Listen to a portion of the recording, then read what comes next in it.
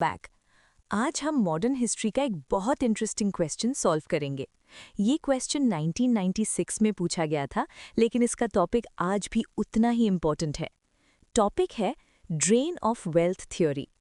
इससे पहले कि हम क्वेश्चन देखें, बस एक लाइन में समझ लीजिए कि ये थ्योरी क्या थी।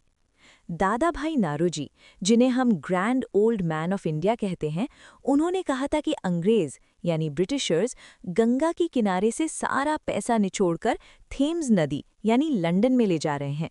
यानी इंडिया का पैसा इंडिया की बाहर जा रहा है और बदले में इंडिया को कुछ नहीं मिल रहा।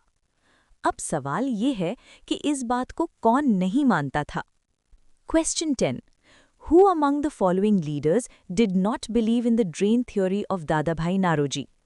इनमें से वो कौन सा नेता था जो दादाभाई नारोजी की ड्रेन थ्योरी पर विश्वास नहीं करता था?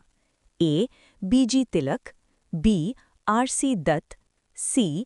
M.G. Ranade, D. Sir Syed Ahmed Khan. इस क्वेश्चन को सॉल्व करने के लिए हमें ऑड वन आउट ढूंढना है। चलिए ऑप्शंस को एनालाइज करते हैं। R.C. दत्त, ऑप्शन बी, इन्होंने तो खुद इकोनॉमिक हिस्ट्री ऑफ इंडिया लिखी थी। ये दादाभाई नारोजी के बहुत बड़े सपोर्टर थे और मानते थे कि ब्रिटिश रूल इंडिया को गरीब कर रहा है।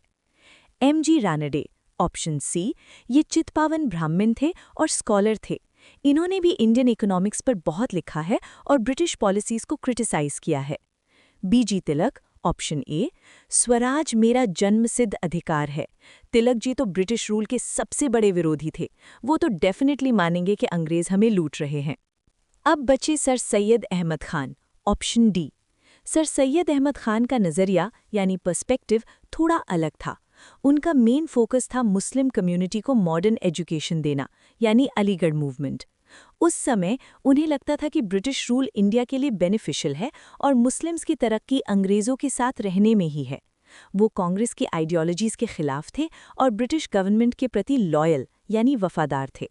इसीलिए उन्होंने कभी भी ड्रेन थ्योरी को एक्सेप्ट नहीं किया, क्योंकि ये थ्योरी ब्रिटिश रूल की नींव पर हमला करती थी। तो हमारा सही आंसर है option D, sir Syed Ahmed Khan. Take away, history में सिर्फ डेट्स याद मत रखिए, पर्सनालिटीज़ को समझिए। जो नेशनलिस्ट थे जैसे कांग्रेस, तिलक, दत्त, वो ब्रिटिश रूल को एक्सप्लॉयटेशन मानते थे। जो लॉयलिस्ट थे जैसे सर सैयद, वो ब्रिटिश रूल को बेनिफिशियल मानते थे। बस ये डिफरेंस याद रखिएगा और आपका आंसर कभी गलत नहीं होगा।